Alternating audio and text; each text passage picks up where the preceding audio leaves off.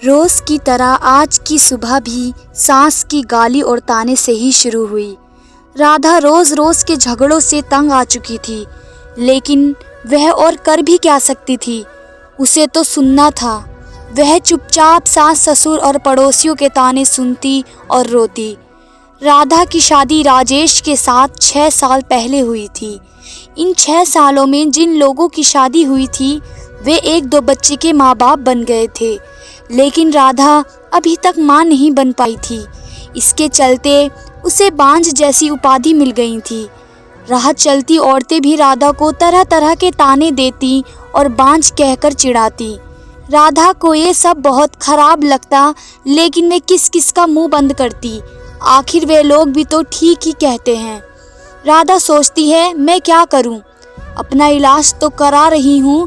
Doctor ने लगातार इलाज कराने को कहा है, जो मैं कर रही हूं, लेकिन जो मेरे वश में नहीं उसे मैं कैसे कर सकती हूं। एक दिन पड़ोस का एक बच्चा खेलते खेलते राधा के घर आ गया। बच्चे को देख राधा ने उसे अपनी गोद में बिठा लिया और उसे प्यार से चूमने लगी। जब सास ने राधा को दूसरे के बच्चे को चूमते हुए देखा तो वह विफर गई। वह उसकी गोद से बच्चे को छीनते हुए बोली, कल मुही बच्चा पैदा करने की तो ताकत है नहीं, दूसरे के बच्चों से अपना मन बहलाती है। अरे तू क्यों डालती है अपना मनहूस साया दूसरों के बच्चों पर? तू तो उस बंजर जमीन की तरह है जहाँ फसल तो दूर घास भी गुना पसंद नहीं करती। जब राधा से सास की बातें नहीं सुनी गई तो वह अपने कमरे में जाकर अंदर से दरवाज़ा बंद कर रोने लगी। रात को राजेश के आने पर राधा ने रोते हुए सारी बात उसे बता दी और बोली, मैं बड़ी अभागिन हूँ, मैं किसी की इच्छा पूरी नहीं कर सकती, ऊपर से मुझ पर बांझ होने का धब्बा भी लग चुका है। राधा की बातें सुनकर राजेश ने कहा, तुम माँ की बातों का बुरा मत मानो, उन्हें ऐसा नहीं कहना चाहिए। हर माँ बाप की इच्छा होती है कि उनके परिवार को आगे बढ़ाने वाला उनके रहते हुए ही आ जाए। तुमसे यह इच्छा पूरी नहीं होते देखकर माँ तुमसे उल्टी सीधी बातें बोलती हैं। तुम चिंता मत करो, तुम्हारा इलाज चल रहा है, तुम ज़रूर माँ बनोगी। राधा बोली, मेरी एक सहेली थी, वह भी बहुत दिनों के बाद माँ बनी थी। माँ बनने में देर होता देखकर उसने अपना इलाज कराया तो जांच में उसमें कोई कमी नहीं पाई गई। कमी उसके पति में थी। जब उसके पति ने इलाज कराया तभी वे माँ बन सकी। हो सकता है उसी की तरह आप में भी कोई कमी हो, इसलिए मैं चाहती हूँ कि आप भी एक बार अपना इलाज करा लेते। राधा की बात सुनकर राजेश भड़क उठा। मुझ में भला क्या कमी हो सकती है? मैं तो बिल्कुल ठीक हूँ, मुझ में कोई कमी नहीं है। मेरी चिंता छोड़ो, तुम अपना अच्छी तरह इलाज कराओ।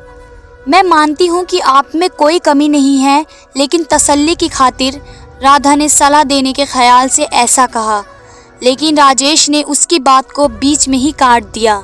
नहीं राधा, तसल्ली वगैरह कुछ नहीं, मैंने कहा ना कि मुझ में कोई कमी नहीं है। राजेश ने उसे डांट दिया। पति के भड़के मिजाज को देख राधा ने चुप रहना ही उचित समझा। शहर के बड़े से बड़े डॉक्टर से उसका इलाज हुआ, फिर भी उसकी कोख सूनी ही रही। डॉक्टर ने जांच के दौरान उसमें कोई कमी नहीं पाई। देखो राधा, रिपोर्ट देखने के बाद तुम में कोई कमी नज़र नहीं आती।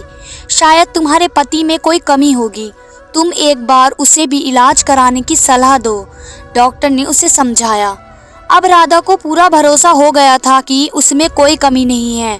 माँ बनने के लिए कमी उसके पति में ही है, लेकिन उसे कौन समझाए। उसे राजेश के गुस्से से भी डर लगता था। एक दिन किसी ने राधा की सास को बताया कि पास के ही गांव के मंदिर में एक बाबा रहते हैं, जिसकी दुआ से हर किसी का दुख दूर हो जाता है। सास ने यह बात अपने बेटे राजेश को बता दी और राधा को बाबा के पास भेजने को कहा। रात को राजेश ने राधा से कहा, कल तुम मंदिर चली जाना। ठीक है, मैं चली जाऊंगी, लेकिन मैं डॉक्टर के पास गई थी। डॉक्टर ने मुझ में कोई कमी नहीं बताई, इसलिए मैं चाहती हूँ कि आप भी एक बार अपना। डरते डरते राधा कह रही थी, लेकिन राजेश ने उसकी बात को अनसुना कर दिया। राधा, मैं कहीं नहीं जाऊंगी, तुम मंदिर में बाबा के पास चली जाना। ऐसा कहकर राजेश सो गया। राधा ने भी अपने माथे पर लगा बांझपन का धब्बा मिटाने के लिए बाबा के पास जाकर उनसे दुआ लेने की सोच ली। दूसरे दिन सवेरे नहा धोकर वह बाबा के पास चली गई। मंदिर में लगी भीड़ को देखकर उसे भरोसा हो गया कि वह भी बाबा की दुआ पाकर मां बन सकती है। राधा बाबा के पैरों में गिर पड़ी और कहने लगी, बाबा मेरा दुख दूर करें। मैं 6 साल से बच्चे का मुंह देखने के लिए तड़प रही हूँ। उठो बेटी, निराश मत हो, तुम्हें औलाद का सुख जरूर मिलेगा, लेकिन इसके लिए तुम्हें महामारी के होने के बाद यहाँ 4 दिनों तक रहकर लगातार पूजा करनी होगी। ठीक है बाबा, मैं जरूर आऊंगी। राधा खुशी से घर गई। घर जाकर उसने सारी बातें अपने पति को बताई। मैं कहता था ना कि जो काम दवा नहीं कर सकती कभी कभी दुआ से हो जाती है। बाबा की दुआ पाकर अब तुम जरूर माँ बनोगी, ऐसा मुझे भरोसा है। तुम ठीक समय पर बाबा के पास चली जाना, राजेश ने खुश होते हुए कहा। राधा बेसब्री से महामारी होने का इंतजार करने लगी। कुछ दिन बाद उसे महामारी हो गई। महामारी पूरी होने के बाद राधा फिर बाबा के पास गई। उसे देखते ही बाबा ने कहा, बेटी जैसा कि मैं तुम्हें पहले भी कहता था कि यहीं पर रहकर 4 दिनों तक लगातार पूजा करनी पड़ेगी, तभी तुम माँ बन सकोगी। जी बाबा, मैं रहने के लिए तैयार हूँ, राधा ने कहा। ठीक है, अभी तुम अंदर चली जाओ, रात से तुम्हारे लिए पूजा करनी शुरू करूँगा। अपनी चाल को कामयाब होते देख बाबा मन ही मन खुश होते हुए बोला। रात को बाबा ने राधा से कहा, बेटी इस पूजा के दौरान कोई भी देवता खुश होकर तुम्हें औलाद दे सकता है।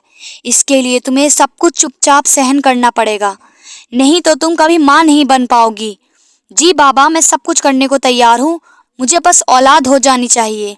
राधा के इतना कहने के बाद बाबा उसे एक कोठरी में ले गए जहाँ हवन कुंड बना हुआ था। उसमें आग जल रही थी। बाबा ने उसे वहीं पर बिठा दिया और वह भी बैठकर जाप करने लगे। कुछ देर तक जाप करने के बाद, बाबा वह तुम्हें औलाद का सुख देना चाहते हैं, इसलिए तुम चुपचाप अपने बदन के सारे कपड़े उतार दो और औलाद पाने के लिए मेरे पास आ जाओ। वह तुम्हें दुआ देना चाहते हैं। राधा ने यह सोचकर कि बाबा में देवता समा चुके हैं और देवता जो भी करते हैं गलत नहीं करते, इसलिए उसने अपने बदन के सारे कपड़े उतार दिए। बाबा उसके अंगों से खेलने लगा और उसे दुआ देने के नाम पर उसकी इज्जत पर डाका डाल दिया। 4 दिनों तक लगातार बाबा पूजा के बहाने राधा से जिस्मानी संबंध बनाए। 5वें दिन बाबा ने कहा, राधा बेटी, हमारी दुआ कबूल हो गई, पूजा भी पूरी हो गई, अब तुम जरूर माँ बनोगी, तुम घर जा सकती हो। बाबा की दुआ लेकर वह खुशी खुशी घर लौट आई। 9 महीने बाद राधा माँ बन गई।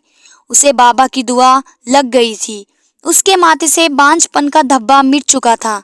घर के सारे लोग बहुत खुश थे। राजेश को अब पूरा यकीन हो गया था कि उसमें भी बाप बनने की ताकत है, लेकिन सच्चाई से सभी लोग अनजान थे। क्या बच्चे ना होने के लिए सारा इल्जाम राधा को देना सही था? क्या उसे इतना मजबूर करना सही था कि उसे बाबा के पास जाना पड़ा? इस कहानी पर आपकी क्या राय है, हमें कमेंट्स करके ज़रूर बताएं।